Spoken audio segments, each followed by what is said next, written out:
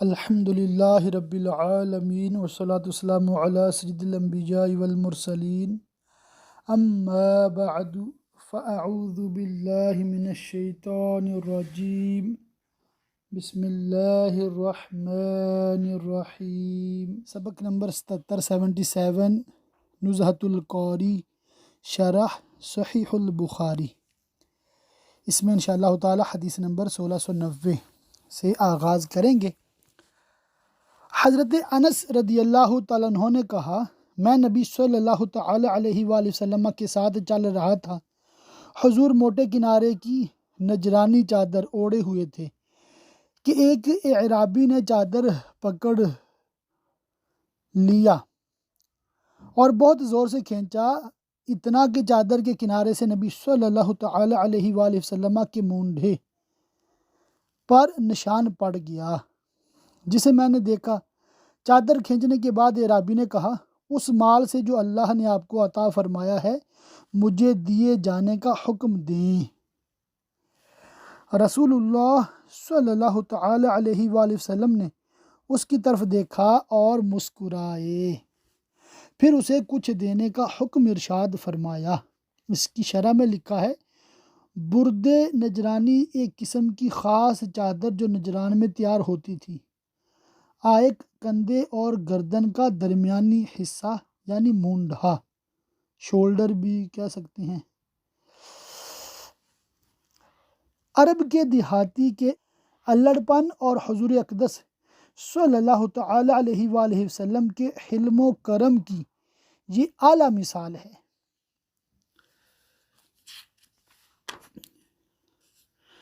حدیث نمبر 1692، حضرت اسماء بنت ابو بکر رضی اللہ تعالی عنہما نے کہا، میں زبیر کی اس زمین سے جو انہیں رسول اللہ صلی اللہ تعالی علیہ وآلہ وسلم نے جاگیر دی تھی گٹھلی اپنے سر پر لاد کر لاتی۔ یہ زمین مدینے سے 2 فرسنگ یعنی 2 میل تھی، اور بطریق ابو دمرہ عن ہشام عن ابیہ جو روایت ہے، اس میں یہ ہے کہ رسول اللہ صلی اللہ تعالی علیہ وآلہ وسلم نے زبیر کو بنی نذیر کے اموال سے کچھ زمین جاگیر دی تھی۔ یہاں پر کئی باتیں ہیں اس حدیث پاک میں سمجھنے والی۔ ایک بات سب سے زیادہ جو مطلب خواتین کے لیے قابل غور ہے کہ حضرت اسماء رضی اللہ تعالیٰ عنہ حضرت صدیق اکبر رضی اللہ تعالیٰ عنہ جیسے معزز ترین صحابی کی بیٹی تھی، جو دنیاوی حیثیت سے بھی رئیس تھی، مگر پھر بھی اپنے شوہر کے گھوڑے اور اونٹ تک کی خدمت کرتی تھیں۔ حدیث نمبر 1695، حضرت عبداللہ بن ابو اوفا رضی اللہ تعالیٰ عنہ کہتے ہیں کہ خیبر کی راتوں میں ہم کو سخت بھوک لگی۔ جب لڑائی ختم ہوئی تو ہم نے دیسی گدھوں کو ذبح کر ڈالا۔ جب ہانڈیاں ابلنے لگیں تو رسول اللہ صلی اللہ تعالی علیہ وآلہ وسلم کے منادی نے پکارا، ہانڈیوں کو الٹ دو اور گدھوں میں سے کچھ مت کھاؤ۔ عبداللہ بن ابی اوفا نے کہا، ہم نے کہا نبی صلی اللہ تعالی علیہ وسلم نے اس لیے منع کیا کہ ان کا خمس نہیں نکالا گیا ہے، اور دوسروں نے کہا کہ قطعی طور پر حرام فرمایا۔ سلیمان بن ابو سلیمان شیبانی نے کہا، میں نے سعید بن جبیر سے پوچھا تو فرمایا قطعی حرام فرما دیا۔ اس کی شرح میں ہے، دیسی گدھوں کو خیبر کے موقع پر حرام فرمایا۔ اس کے بعد باب الجزیہ ہے۔ یہ جزیہ کیا ہوتا ہے یہ تھوڑا سا سمجھ لیجئے۔ جزیہ جو کافر سلطنت اسلام میں رعایا بن کر رہنا چاہیں، ان کی جان و مال کی حفاظت کے عوض جو مال لیا جاتا ہے اسے جزیہ کہتے ہیں، اور جس سے لیا جاتا ہے اسے ذمی یا اہل الذمہ کہتے ہیں۔ مرتدین اور عرب کے مشرکین کے علاوہ ہر کافر کو ذمی بنانا جائز ہے۔ مستامن کون ہوتا ہے؟ وہ کفار ہیں جو دارالحرب کے باشندے ہوں اور سلطنت اسلامی میں سلطان اسلام سے قانون کے مطابق مدت معینہ تک رہنے کی اجازت لے کر آئے ہوں۔ حربی وہ کافر ہیں جو دارالحرب میں رہتے ہوں یا دارالاسلام میں ہوں تو نہ عقد امن کر کے ہوں نہ عقد ذمہ۔ مثلا دارالاسلام ہے مگر وہاں حکومت کافروں کی ہے، جیسے موجودہ ہندوستان، یا مسلمانوں کی ہے مگر کافر عقد ذمہ و امن کے بغیر رہتے ہیں، جیسے پاکستان اور بنگلہ دیش کے کفار۔ تو یہاں مفتی صاحب کی اس شرح سے ہمیں پتہ چلا کہ جو کافر ہیں، چاہے وہ ہندوستان کے ہیں یا پاکستان کے یا بنگلہ دیش کے، یہ حربی کافر ہیں، ذمی نہیں ہیں۔ امام بخاری نے ساغرون کی تفسیر اذلہ سے کی، اس سے مراد یہی ہے کہ ذمی غلام یا نوکر کے ہاتھ جزیہ نہ بھیجیں، بلکہ حاکم اسلام کے اجلاس میں خود حاضر ہو کر دونوں ہاتھ میں رکھ کر کھڑے ہو کر جیسے نظریں پیش کی جاتی ہیں پیش کریں، ذمی کا ہاتھ نیچے ہو، وصول کرنے والا اوپر سے اٹھا لے۔ یہود و نصارہ سے جزیہ لینا قرآن مجید سے ثابت ہے، مجوس سے لینا حدیث سے، اور دوسرے عجمی کافروں سے لینے کا جواز قیاس سے۔ عرب کے مشرکین کے لیے جزیہ نہیں، انہیں بہرحال اسلام قبول کرنا ہے ورنہ قتل کر دیے جائیں گے۔ تو یہ مطلب جزیہ کے حوالے سے چند باتیں تھیں جو ہم نے آج سیکھی ہیں۔ تعلیق نمبر 572 ہے، ابن نجیح نے کہا میں نے امام مجاہد سے دریافت کیا، کیا بات اہل شام پر 4 دینار جزیہ ہے اور اہل یمن پر 1 دینار؟ تو انہوں نے بتایا کہ یہ وسعت کی وجہ سے ہے، یعنی شرح میں ہے، یعنی اہل شام بنسبت اہل یمن کے زیادہ خوشحال ہیں، اس لیے ان پر زیادہ ہے۔ اس تعلیق کو امام عبدالرزاق نے موصولاً روایت کیا ہے۔ اس کے بعد ایک روایت ہے حضرت مسور بن مخرمہ، نئے سٹوڈنٹس کو بھی اور پرانے سٹوڈنٹس کو بھی عرض کر دوں، یہ جو راویوں کے اور صحابہ کے اور تابعین کے نام ہوتے ہیں نا، اصل میں ہم اردو کے اعتبار سے پڑھیں گے تو یہ غلطی ہو جائے گی پڑھنے میں، ٹھیک ہے؟ اب ان کا نام ہے مسور بن مخرمہ، تو اردو والا ہو سکتا مسور کو کچھ اور پڑھ دے جو میں پڑھنا نہیں چاہتا، ٹھیک ہے؟ تو یہ کیا کریں جب بھی کسی بھی حدیث میں، یعنی بالخصوص نزہۃ القاری میں آپ پڑھتے ہیں نا کسی کا بھی نام، تو اس کو عربی میں بھی دیکھ لیا کریں بھی کیا لکھا ہوا ہے۔ تو یہ میں نے بھی ابھی عربی سے دیکھ کر آپ کو بتایا ہے کہ یہ مسور بن مخرمہ ہے، کچھ اور نہیں پڑھنا اس کو۔ تو یہ احتیاط ہے آپ لوگوں کے لیے اور سیکھنے کی بھی چیز ہے۔ اس کے بعد بھی دیکھ لیں، ایک نام عمر ہے، عمر بن عوف، لوگ غلطی سے عمر کو امرو پڑھ دیتے ہیں جو کہ غلطی ہے۔ حضرت مسور بن مخرمہ رضی اللہ تعالیٰ عنہ نے خبر دی کہ عمر بن عوف انصاری نے، اور یہ بنی عامر بن لوی کے حلیف تھے اور بدر میں شریک تھے، خبر دی کہ رسول اللہ صلی اللہ تعالیٰ علیہ وآلہ وسلم نے حضرت ابو عبیدہ بن جراح کو بحرین وہاں کا جزیہ لینے کے لیے بھیجا، اور رسول اللہ صلی اللہ تعالیٰ علیہ وآلہ وسلم نے اہل بحرین سے صلح کر لی تھی اور ان پر علا بن حضرمی کو حاکم بنا دیا تھا۔ حضرت ابو عبیدہ بحرین سے مال لے کر مدینہ طیبہ واپس آئے، انصار نے ان کی بحرین سے واپسی کو سنا تو سب انصار کرام نے صبح کی نماز نبی صلی اللہ تعالیٰ علیہ وآلہ وسلم کے ساتھ پڑھی۔ حضور نماز پڑھا کر جب فارغ ہوئے اور ان کی طرف رخ انور کیا تو انصار سامنے حاضر ہو گئے۔ رسول اللہ صلی اللہ تعالیٰ علیہ وآلہ وسلم انہیں ملاحظہ فرما کر مسکرا پڑے اور فرمایا، میرا گمان ہے کہ تم لوگوں نے یہ سن لیا ہے کہ ابو عبیدہ کچھ لے کر آئے ہیں۔ انصار نے عرض کیا، ہاں یا رسول اللہ۔ فرمایا، تمہیں بشارت ہو، تم لوگ خوش کرنے والی باتوں کی امید رکھو، بخدا تم پر تنگ دستی کا اندیشہ نہیں۔ ہاں اس کا اندیشہ ہے کہ دنیا تمہارے لیے کشادہ کر دی جائے گی جیسا کہ تم سے پہلے والوں پر کی گئی تھی، پھر تم لوگ اسے دوسروں سے زیادہ حاصل کرنے کی رغبت کرو گے اور دنیا تم کو تباہ کر دے گی جیسے پہلے والوں کو تباہ کر دیا۔ تو یہ مطلب حدیث پاک میں ہم سب کے لیے سبق ہے،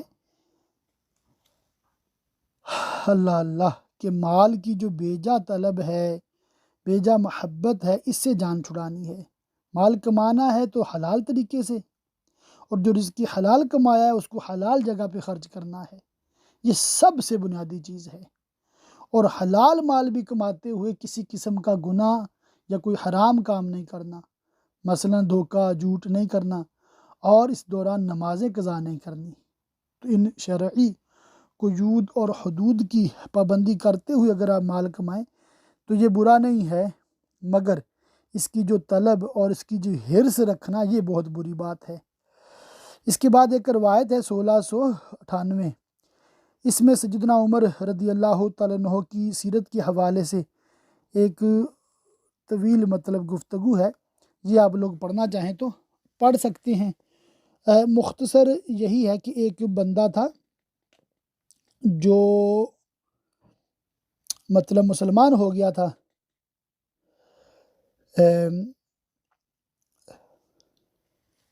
اور اس کے مشورے پر پھر سیدنا عمر فاروق اعظم رضی اللہ تعالیٰ عنہ نے ایران اور روم وغیرہ سے جنگیں فرمائیں، جہاد فرمایا، اور بعد میں یہ بندہ جو ہے سیدنا عمر رضی اللہ تعالیٰ عنہ کی شہادت کے بعد سیدنا عمر کے بیٹے عبید بن عمر رضی اللہ تعالیٰ عنہما کے ہاتھوں مارا گیا۔ اس میں پھر دو طرح کی رائے ہے۔ ایک رائے یہ دی جاتی ہے کہ جس ابو لولو فیروز نامی شخص نے سیدنا عمر رضی اللہ تعالیٰ عنہ کو شہید کیا تو یہ بندہ اس کے ساتھ ملا ہوا تھا، اس وجہ سے عبید بن عمر نے اس کو مار دیا، اور یہ منافق تھا۔ اور دوسرا قول یہ ہے کہ عبید بن عمر رضی اللہ تعالیٰ عنہما سے غلطی ہوئی، غلط فہمی ہوئی، اور مس انڈرسٹینڈنگ کی وجہ سے اس کو مار دیا۔ بہرکیف اس کی جو دیت وغیرہ تھی وہ سیدنا عثمان غنی رضی اللہ تعالیٰ عنہ نے اپنے پلے سے ادا کر کے معاملے کو رفع دفع فرما دیا۔ اس کی تفصیلات آپ اس حدیث سے اور شرح سے دیکھ سکتے ہیں اگر آپ پڑھنا چاہیں۔ حضرت عبداللہ بن عمر حدیث نمبر 1700 ہے، روایت ہے کہ نبی صلی اللہ تعالیٰ علیہ وآلہ وسلم نے فرمایا، جس نے کسی ذمی کو کسی گناہ کے بغیر قتل کیا وہ جنت کی خوشبو نہیں سونگے گا، اور اس کی خوشبو 40 سال کی مسافت سے سونگی جائے گی۔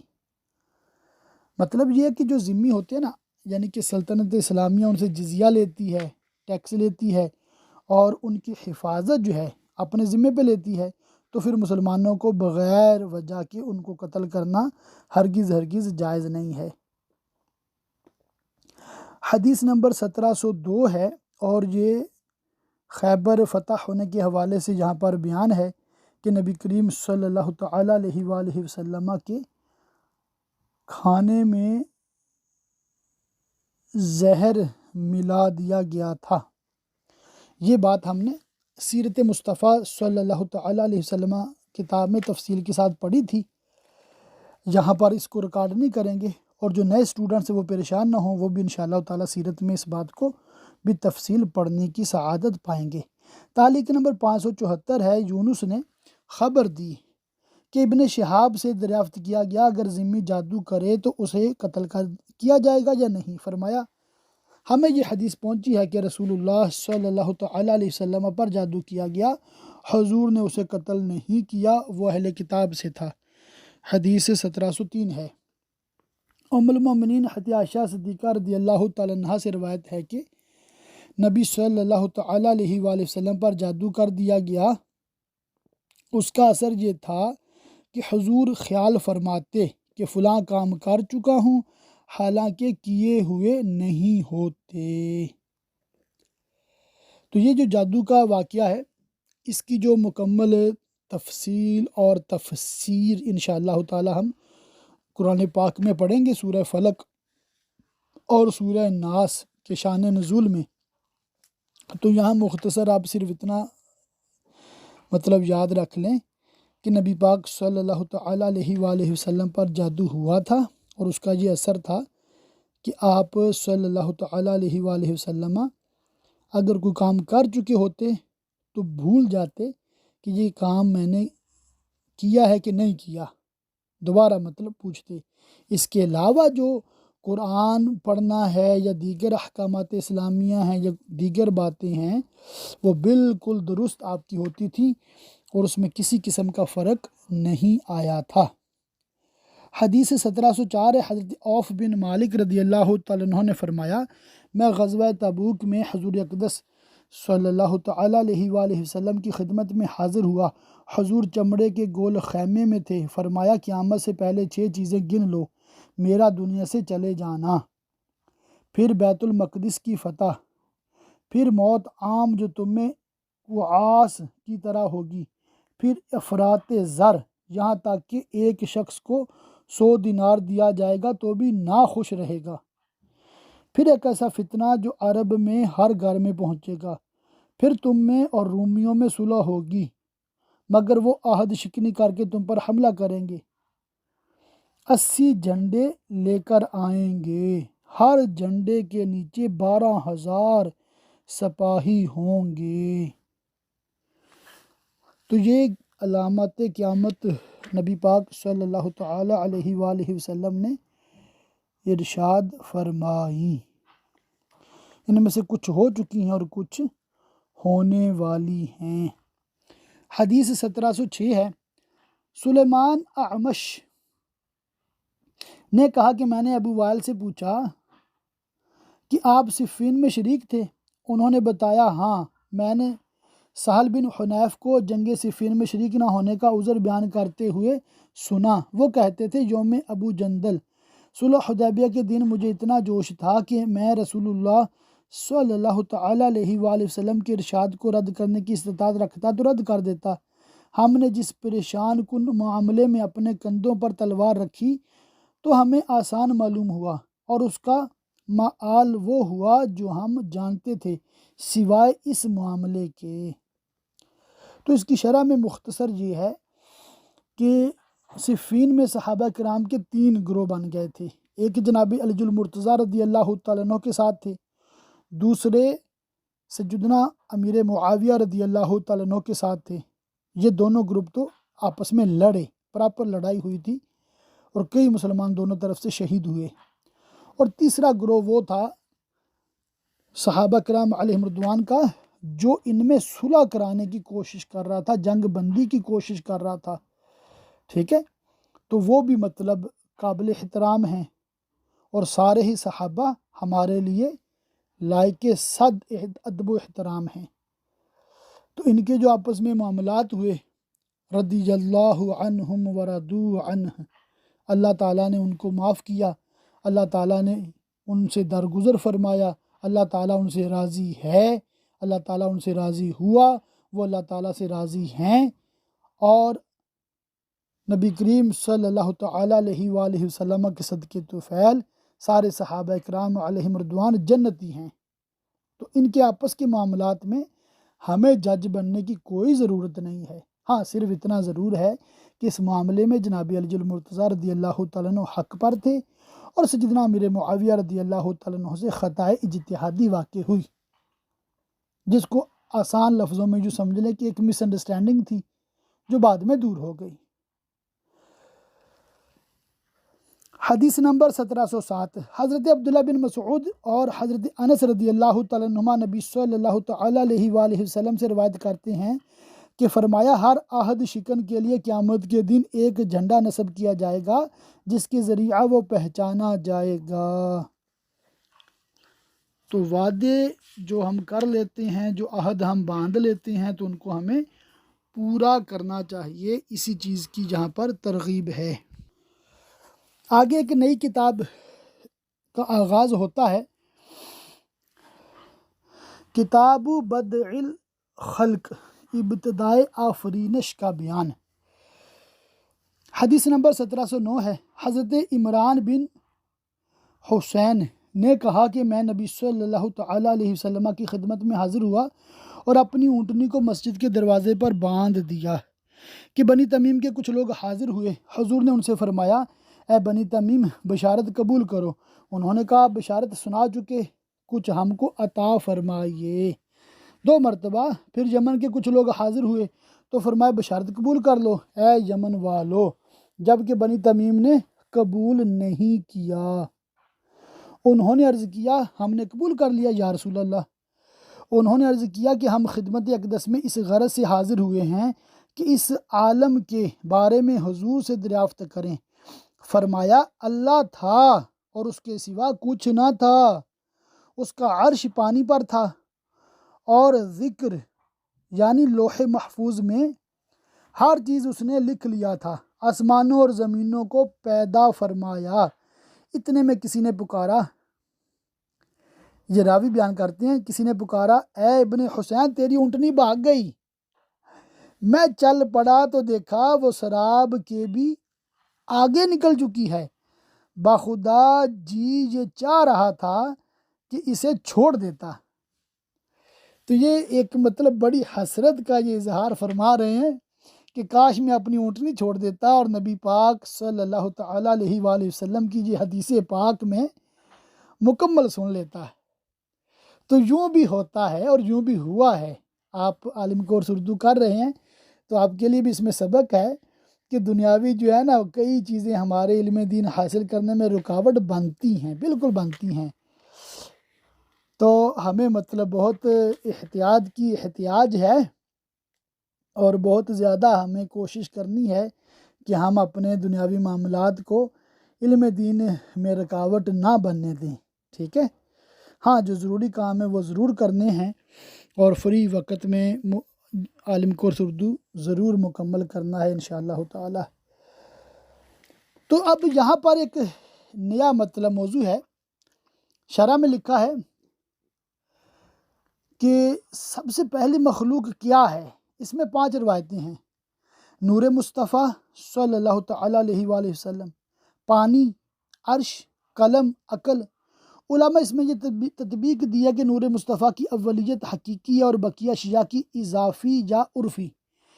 اس کی تفصیل یہ ہے، نور مصطفیٰ صلی اللہ تعالیٰ علیہ وآلہ وسلم کی اولیت حقیقی اس وجہ سے ہے کہ حضرت جابر رضی اللہ تعالیٰ عنہ کی حدیث میں بعد میں جو تفصیل ہے اسے ظاہر ہے کہ دوسری تمام مخلوقات اسی نور سے بنی ہیں۔ عرش اور قلم میں ترجیح اسی کو ہے کہ عرش مقدم ہے۔ ابن ابی حازم نے حضرت ابن عباس رضی اللہ تعالیٰ عنہما سے روایت کی کہ اللہ نے لوح محفوظ کو 500 برس کی مسافت کی لمبائی اور چوڑائی میں پیدا فرمایا، پھر مخلوق کی آفرینش سے پہلے قلم سے فرمایا اور وہ عرش پر تھا کہ لکھ۔ قلم نے عرض کیا کیا لکھوں؟ فرمایا اپنی مخلوقات کے بارے میں جو کچھ میرا علم ہے اسے لکھ۔ یہ حدیث نص صریح ہے کہ عرش کی تخلیق قلم سے پہلے ہے، اور یہی حدیث اس کی بھی دلیل ہے کہ عقل قلم کے بعد پیدا کی گئی، اس لیے کہ اس میں تصریح ہے مخلوق کی آفرینش کے پہلے قلم پیدا ہو چکا تھا، اور عقل بھی مخلوق ہی ہے، اور پانی اور عرش بھی مخلوق ہیں، مگر چونکہ ان کی تقدیم احادیث سے ثابت ہے اس لیے وہ اس سے مستثنیٰ ہیں۔ نیز بہقی نے الاسماء و صفات میں حضرت ابن عباس رضی اللہ تعالیٰ عنہما ہی سے روایت کیا کہ فرمایا سب سے پہلے اللہ نے قلم کو پیدا فرمایا، اسے حکم دیا کہ لکھ۔ اس نے عرض کیا کیا لکھوں؟ تو فرمایا تقدیر لکھ۔ تو اس دن سے قیامت تک جو کچھ ہونے والا تھا سب لکھ لیا۔ اس سے بھی اس کی تائید ہوتی ہے کہ عقل قلم کے بعد پیدا کی گئی، بلکہ نافع بن یزید حمیری رضی اللہ تعالیٰ عنہ کی روایت میں صاف صاف ہے کہ اس کا عرش پانی پر تھا، پھر قلم پیدا فرمایا۔ پانی، عرش، قلم، عقل کی اولیت عرفی ہے، اس بنیاد پر کہ مقصود آفرینش آسمان و زمین ہے، اور جو کچھ ان کے مابین ہے ان کی پیدائش سے پہلے یہ چاروں چیزیں پیدا کی گئیں۔ حدیث نمبر 1710، سیدنا عمر رضی اللہ تعالیٰ عنہ فرماتے ہیں کہ نبی صلی اللہ تعالیٰ علیہ وآلہ وسلم ہمارے درمیان ایک بار کھڑے ہوئے تو ابتدائے آفرینش سے لے کر جنتیوں کے اپنی جگہوں میں اور دوزخیوں کی اپنی جگہوں میں داخل ہونے تک کی ہمیں خبر دی۔ اسے جس نے یاد رکھا، جو بھول گیا۔ اس کی شرح میں کیا عرض کروں، کتنی واضح حدیث پاک ہے، سبحان اللہ۔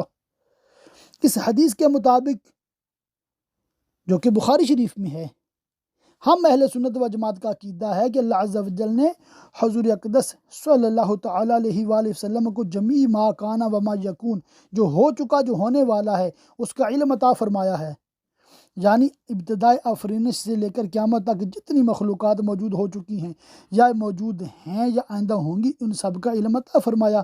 ذات باری تعالیٰ اور اس کی صفات چونکہ واجب غیر مخلوق ہیں، وہ ما کانا و ما یکون میں داخل نہیں، اگرچہ ذات و صفات کا علم کثیر حضور اقدس صلی اللہ تعالیٰ علیہ وآلہ وسلم کو حاصل ہے، مگر وہ اس میں داخل نہیں۔ اسی طرح ممتنعات، محالات اور وہ چیزیں جن کا وجود ممکن ہے مگر وہ کبھی موجود نہ ہوئیں یا نہ ہوں گی، وہ بھی ما کانا و ما یکون میں داخل نہیں، اگرچہ ان کا علم کثیر وافر بلکہ اوفر حاصل ہے۔ اسی طرح قیامت کے بعد کے احوال بھی داخل نہیں، اگرچہ ان کا بھی کثیر وافر بلکہ اوفر علم حاصل ہے۔ کیا میں قیامت اس میں داخل ہے یا نہیں، اس بارے میں اختلاف ہے۔ صحیح یہ ہے کہ داخل ہے اور اس کی دلیل بھی یہی حدیث ہے۔ اس حدیث کی شرح میں سند الحفاظ علامہ ابن حجر لکھتے ہیں، یہ حدیث اس کی دلیل ہے کہ رسول اللہ صلی اللہ تعالیٰ علیہ وآلہ وسلم نے ایک ہی مجلس میں تمام مخلوقات کے احوال جب سے خلقت شروع ہوئی اور جب تک فنا ہوگی اور جب تک اٹھائی جائے گی سب بیان فرما دیا، اور یہ بیان شروع آفرینش اور دنیا اور محشر سب کو محیط تھا، اور ان سب کا ایک ہی مجلس میں بیان فرما دینا نہایت عظیم معجزہ ہے۔ سبحان اللہ، صلو علی الحبیب صلی اللہ تعالی علیہ وآلہ وصحبہ وبارک وسلم۔ تو اللہ تعالیٰ کے فضل و کرم سے آج بہت ہی پیاری روایت، یعنی کہ ساری روایتیں ہی پیاری ہیں مگر یہ علم مصطفیٰ کے حوالے سے، اور چونکہ وہابیوں کے بہت خلاف ہے تو اس میں زیادہ مزہ آتا ہے، آنا بھی چاہیے۔ اللہ تعالیٰ کے فضل سے اہل سنت کا جو مسلک اور جو مذہب ہے بالکل حق حق حق، اور وہابی جھوٹا جھوٹا جھوٹا ہے۔ تعلیق نمبر 576، اور قتادہ نے کہا اللہ عز و جل کا ارشاد ہے، اور بلا شبہ ہم نے قریب کے آسمان کو چراغوں سے مزین فرمایا۔ یہ ستارے 3 فائدے کے لیے پیدا کیے گئے ہیں، آسمان کی زینت کے لیے اور شیطانوں کو سنسار کرنے کے لیے، اور علامتیں ہیں جن سے راستہ جانا جاتا ہے۔ جس نے ان کے علاوہ اور کوئی تعویل کی اس نے غلطی کی اور علم سے اپنا حصہ ضائع کر دیا اور اس کا تکلف کیا جس کا اسے علم نہیں۔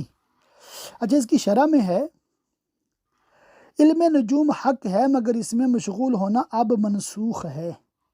ستاروں کی وضع رفتار دیکھ کر آئندہ کی بات بتانا ممنوع ہے، اور ستاروں کو اس میں بالذات مؤثر جاننا کفر۔ یہ کہنا کہ فلاں ستارے کی وجہ سے فلاں کام ہوا، یہ کفر ہے، کیونکہ ستاروں کو چلانے والا کون ہے؟ اللہ، تو اللہ کے چاہنے سے کام ہوتے ہیں، ستاروں کے ہلنے سے کچھ نہیں ہوتا، ٹھیک ہے۔ لیکن ان کو علامات سمجھ کر کوئی قیاس کرنا کفر تو نہیں مگر لاجانی ہے۔ بڑے بڑے رمال اور جفار نجومیوں جوتشیوں کی باتیں آئے دن غلط ثابت ہوتی رہتی ہیں۔ ہندو شادی کی لگن پر بڑا اعتماد رکھتے ہیں، مگر کیا ان کی ہر شادی راس آتی ہے؟ جو حال مسلمانوں کا ہے وہی حال ہندوؤں کا ہے۔ فرق یہ ہے کہ مسلمانوں کی جہاں طلاق کی وجہ سے نااتفاقی کی تشہیر ہو جاتی ہے، ان کی جہاں طلاق نہیں، اس لیے بہر صورت بہر قیمت مردوں کو اپنی بیویاں رکھنا پڑتا ہے۔ ہندوؤں کی داستان کے بموجب رام چندر کی شادی کی ساعت اس وقت کے سب سے بڑے جوتشی نے نکالی تھی، مگر انجام یہ ہوا کہ ان کی شادی کے بعد ان پر طرح طرح کے مصائب نازل ہونے لگے۔ بن باس ہوئے، راون سیتا کو اٹھا کر لے گیا، جنگ کرنی پڑی، اجودھیا واپس آ کر تخت پر بیٹھے تو بھی چین نہ ملا، بالآخر سرجوندی میں ڈوب کر مکتی حاصل کی۔ یہ انڈیا والوں کو زیادہ سمجھ آتی ہوگی یہ کیا ہوتے ہیں رام چندر وغیرہ۔ بہرکیف اللہ تعالیٰ خیر فرمائے، یہ نجومیوں کے پاس نہیں جانا، اس سے ہمیں منع کیا گیا ہے۔ حدیث نمبر 1714، حضرت ابو ذر رضی اللہ تعالیٰ عنہ نے کہا نبی صلی اللہ تعالیٰ علیہ وآلہ وسلم نے ابو ذر سے دریافت فرمایا جس وقت سورج ڈوبا کیا تم جانتے ہو کہاں جاتا ہے؟ میں نے عرض کیا اللہ اور اس کے رسول خوب جانتے ہیں۔ فرمایا وہ جاتا ہے اور عرش کے نیچے سجدہ کرتا ہے اور اجازت طلب کرتا ہے تو اسے اجازت دی جاتی ہے۔ ایک وقت بہت جلد آئے گا کہ سجدہ کرے گا اور قبول نہ ہوگا، اجازت مانگے گا تو اسے اجازت نہیں ملے گی، اس سے کہا جائے گا جہاں سے آیا ہے وہیں لوٹ جا، تو مغرب سے نکلے گا، یہی اللہ تعالیٰ کا ارشاد ہے، اور سورج اپنے مستقر کے لیے چلتا ہے، یہ سب سے زبردست علم والے کا حکم ہے۔ وَالشَّمْسُ تَجْرِي لِمُسْتَقَرٍّ لَهَا ذَلِكَ تَقْدِيرُ الْعَزِيزِ الْعَلِيمِ۔ اللہ اللہ، قرآن پاک میں بھی ہے نا، وَلِلَّهِ يَسْجُدُ مَا فِي السَّمَاوَاتِ وَمَا فِي الْأَرْضِ، اور ایک اور جگہ پر ہے وَالنَّجْمُ وَالشَّجَرُ يَسْجُدَانِ، اور آسمان اور زمین میں جو کچھ ہے سب اللہ کے لیے سجدہ کرتے ہیں، سبزے اور درخت سجدہ کرتے ہیں۔ مزید شرح میں ہے، رہ گیا یہ کہ ہمارا مشاہدہ ہے کہ سورج غروب کے وقت بھی آسمان میں رہتا ہے، اگر زیر عرش سجدہ کرنے جاتا تو اتنی دیر نظر سے غائب ہونا ضروری ہے۔ اس کا جواب یہ ہے کہ سورج بہت تیزی سے زیر عرش جاتا ہے اور آتا ہے، جس میں ہمارے منٹ سے بھی کم وقفہ ہوتا ہے، اور نظر کا قاعدہ ہے کہ جو چیز اس میں نظر آتی ہے وہ غائب ہونے کے بعد بھی کچھ دیر دکھائی دیتی ہے۔ یہی وجہ ہے کہ لکڑی کے سرے میں آگ جلا کر گھمائیں تو گول دائرہ نظر آتا ہے۔ سورج زیر عرش حاضر ہو کر سجدہ کر کے اتنی جلد واپس آ جاتا ہے کہ جانے سے پہلے کا انعکاس نظروں میں باقی رہتا ہے کہ واپس آ جاتا ہے، اس لیے ہمیں غائب محسوس نہیں ہوتا۔ بعض محققین کی رائے یہ ہے کہ اپنے جسم مثالی کے ساتھ زیر عرش سجدہ کرتا ہے، مگر ہماری اس توجیہ کے بعد جسم مثالی کے قول کی حاجت نہیں۔ اچھا، اسلامی نظریہ یہ ہے کہ آسمان ہے اور چاند و سورج ستارے سب آسمان کے نیچے ہیں، زمین و آسمان ساکن ہیں، ان میں کوئی حرکت نہیں، زمین ساکن ہے۔ اس موضوع پر مجدد اعظم اعلیٰ حضرت امام محمد رضا قدس سرہ کے دو بہت اہم رسالے مطبوع ہیں، ایک نزول آیات فرقان بسکونی زمین و آسمان، اس میں قرآن مجید و آثار صحابہ سے ثابت فرمایا کہ زمین و آسمان دونوں ساکن ہیں، یعنی موومنٹ نہیں کرتے۔ دوسرا فوز مبین در رد حرکت زمین، اس میں دلائل عقلیہ سے ثابت فرمایا کہ فلسفہ جدید کا یہ دعویٰ کہ زمین حرکت کرتی ہے یہ باطل ہے۔ تو یہ دونوں رسالے قابل دید ہیں، یہ فتاوی رضویہ میں آپ کو مل سکتے ہیں۔ باب ہے ذکر الملائکہ، فرشتوں کا تذکیرہ، اس میں انشاءاللہ تعالی ایک دو روایتیں پڑھ کے موضوع کو مکمل کرتے ہیں۔ 1717 حدیث ہے، حضرت ابو ہریرہ رضی اللہ تعالیٰ عنہ نے نبی صلی اللہ تعالیٰ علیہ وسلم سے روایت کی کہ فرمایا کہ اللہ جب کسی بندے کو محبوب بنا لیتا ہے تو جبرائیل سے فرماتا ہے کہ اللہ نے فلاں بندے کو محبوب بنا لیا، تم بھی اس سے محبت کرو، تو جبرائیل اس سے محبت کرنے لگتے ہیں۔ پھر جبرائیل آسمان والوں کو ندا دیتے ہیں کہ اللہ فلاں بندے سے محبت کرتا ہے، تم لوگ بھی اس سے محبت کرو، تو آسمان والے اس سے محبت کرنے لگتے ہیں۔ اس کے بعد زمین میں اس کو مقبولیت حاصل ہو جاتی ہے۔ حدیث نمبر 1719 ہے، حضرت براء رضی اللہ تعالیٰ عنہ نے کہا نبی صلی اللہ تعالیٰ علیہ وسلم نے حضرت حسان سے فرمایا مشرکین کی ہجو کرو اور جبرائیل تمہارے ساتھ ہیں۔